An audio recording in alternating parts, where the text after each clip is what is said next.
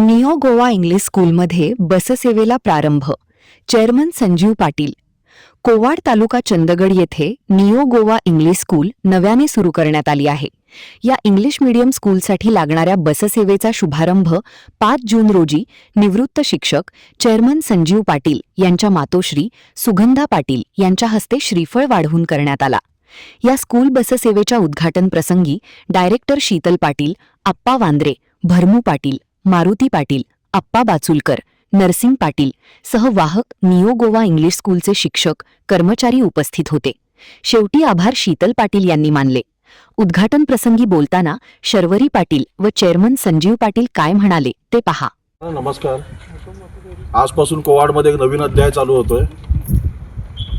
जसं आम्ही बोललो होतो तसं आम्ही शाळा आता 8 तारीखपासून चालू होते. जी शाळा चालू होण्यासाठी जी मुलांची वाहतूक करायची असते त्या वाहतुकीची आम्ही आजपासून सुरुवात करत आहोत. जी आमची डोअर स्टेप सर्व्हिस असेल, ज्यांना मुलांच्या घरी जाऊन आम्ही त्यांना घेऊन येऊ, सेफली घेऊन येऊ. आणि जसं सांगितल्याप्रमाणे आतापर्यंत आम्हाला जवळजवळ 180 ॲडमिशन्स आमचे झालेले आहेत आणि शाळा चालू होईपर्यंत आम्ही 250चा टप्पा पार करू. आणि हे गाडींचं बोलता थोड्या बाकीच्या पण गोष्टी बोलेन मी, कारण सगळे व्यवहार करेपर्यंत जरा उशीर झाला आम्हाला. त्यामुळे 8 तारीखला शाळा चालू होईल आणि जसं मी पालकांच्या घरी जाऊन घराघरात जाऊन बोलल्यानंतर ज्या काही कमिटमेंट दिलेल्या आहेत की बाबा तुम्हाला शिक्षक सगळे चांगले असतील, थोडे गोव्याचे असतील, थोडे बेळगावचे असतील, हे जातीनिशी आम्ही आणू. पण त्याला जरा इकडे तिकडे मागे पुढे 2-3 दिवस होतील, कारण सगळे थोडे व्यवहार आहेत ते जरा उशिरा झाल्यामुळे होतील. पण जून संपण्यापूर्वी फुल फ्लेश शाळा असेल. जून असं म्हणतच नाही, 25 तारखेपूर्वी फुल फ्लेश सर्व स्टाफ सगळं असेल. जेणेकरून नाही तर तुम्ही काय म्हणाल की बाबा तुम्ही सांगितलं तसं नाही आहे, ह्यांचे शिक्षक आले नाहीत. पूर्ण कालसुद्धा आम्ही गोव्याला, काल म्हणजे आज इकडे आहे, काल पूर्ण दिवस गोव्याला आमचे इंटरव्ह्यू चालू होत्या. सिलेक्शन झालेलं आहे. त्यांच्या वेगळ्या तऱ्हेने परत आम्ही आमच्या परीने त्यांचं ट्रेनिंग घेऊ आणि हा प्रोसेस पुढे 15 दिवस चालू राहील.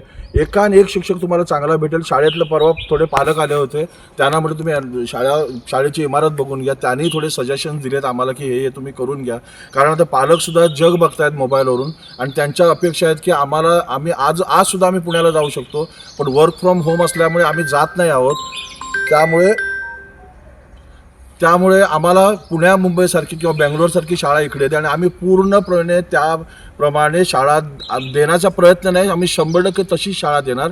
शिक्षण आम्ही चांगलं देणार, शिक्षणात कुठेही कमी नाही पडणार.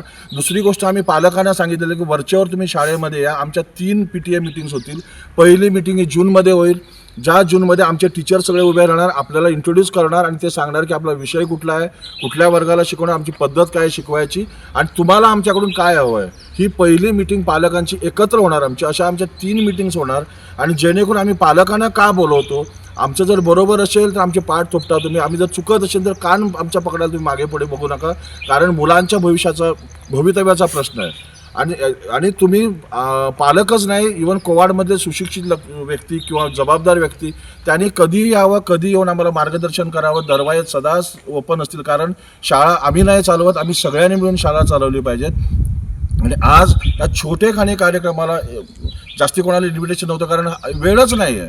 त्यामुळे तुम्ही सगळे उपस्थित राहिलात. पत्रकार बंधूंचे मी फार आभारी आहे की त्यांनी आम्हाला पहिल्या दिवशी सांगितलेलं आहे की शाळेसाठी जी मदत लागेल ती आम्ही तुम्हाला करू. पण एक गोष्ट मी अनेकदा सांगितलं, अनेकदा पत्रकार परिषदेत बोललो होतो मी की त्यांनी सांगितलं. Good afternoon, I'm Sharvari Patil.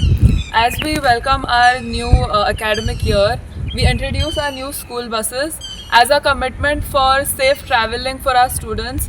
These are our new school buses which will ensure us and help us ensure that the kids will be traveling safely from their home to school and back home.